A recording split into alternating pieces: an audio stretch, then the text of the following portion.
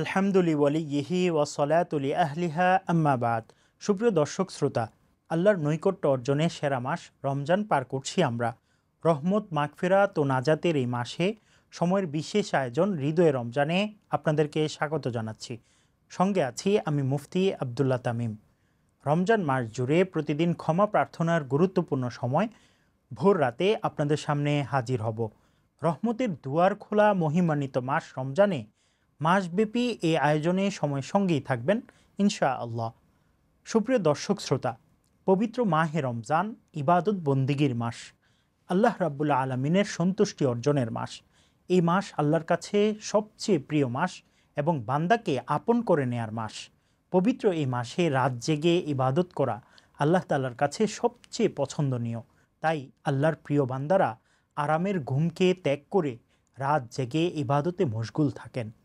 সুপ্রিয় দর্শক শ্রোতা, আল্লাহ তাআলার ইবাদতসমূহের মাঝে মূল ইবাদত হলো নামাজ।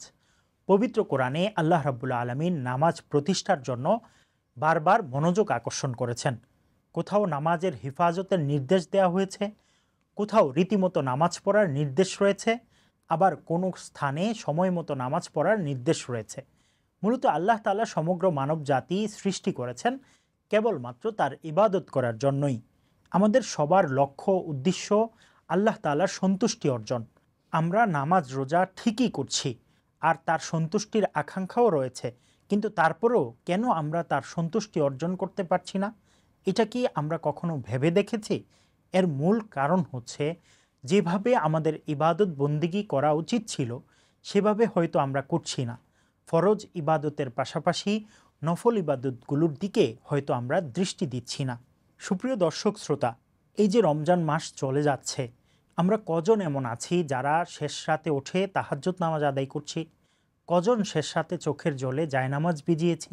আমরা হয়তো মাসেও একদিন রাতের বিশেষ নামাজ তাহাজ্জুদ আদায় করি না। ইবাদতের মধ্যে তাহাজ্জুদ নামাজের গুরুত্ব অনেক অনেক বেশি। তাহাজ্জুদ নামাজের মাধ্যমে বান্দা গভীরভাবে আল্লাহ রাব্বুল আলমিনের ধ্যানে মগ্ন হওয়ার সুযোগ পায়।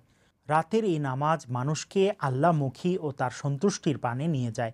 আর রোজার দিনগুলোতে বান্দা যখন বিশেষভাবে তাহাজ্জুদ নামাজের জন্য দণ্ডায়মান হয়ে দোয়ায় রত হবেন, তখন আল্লাহ তার প্রতি দয়া ও ক্ষমার আচরণ করবেন, বান্দার দোয়া কবুল করে নেবেন। পবিত্র কোরআনে আল্লাহ তাআলা ইরশাদ করেন, নিশ্চয় রাতে ঘুম থেকে ওঠা আত্মশুদ্ধির জন্য সর্বাধিক কঠিন পন্থা এবং বাক্যালাপে সর্বাধিক দৃঢ়তা দানকারী। মূলত গভীর রাতে জেগে নামাজ আদায় করা, দোয়া ইত্যাদি আত্মশুদ্ধির কাজ করলে কুপ্রবৃত্তিসমূহ দমন হয় এবং নিজের আত্মাকে নিয়ন্ত্রণে রাখতে কার্যকরীভাবে সাহায্য করে।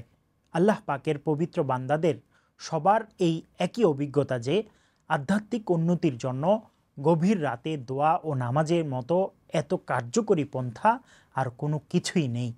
কেননা গভীর রাতে নীরবতা হৃদয়ের মাঝে এক প্রশান্তি বিরাজ করে। এছাড়া তাহাজ্জুদের সময়টা ব্যক্তির চারিত্রিক শক্তি অর্জনের পক্ষে এবং নিজের কথাবার্তায় প্রভাব বিস্তারের ক্ষেত্রে অনেক উপযোগী। তাহাজ্জুদের ফজিলত সম্পর্কে হযরত সালিম রাদিয়াল্লাহু তাআলা আনহু তার পিতা থেকে বর্ণনা করেন, আমি এক স্বপ্ন আমার বোন উম্মুল মুমিনিন হাফসা রাদিয়াল্লাহু তাআলা আনহা এর কাছে বর্ণনা করলাম।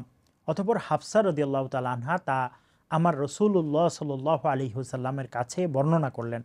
তখন তিনি বললেন, আব্দুল্লাহ কতই ভালো লোক, রাত জেগে সে যদি তাহাজ্জুদ আদায় করত।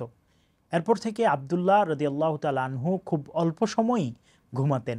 আল্লাহ তাআলার প্রিয় বান্দারা রাত কাটিয়ে দেয় তার ইবাদতে।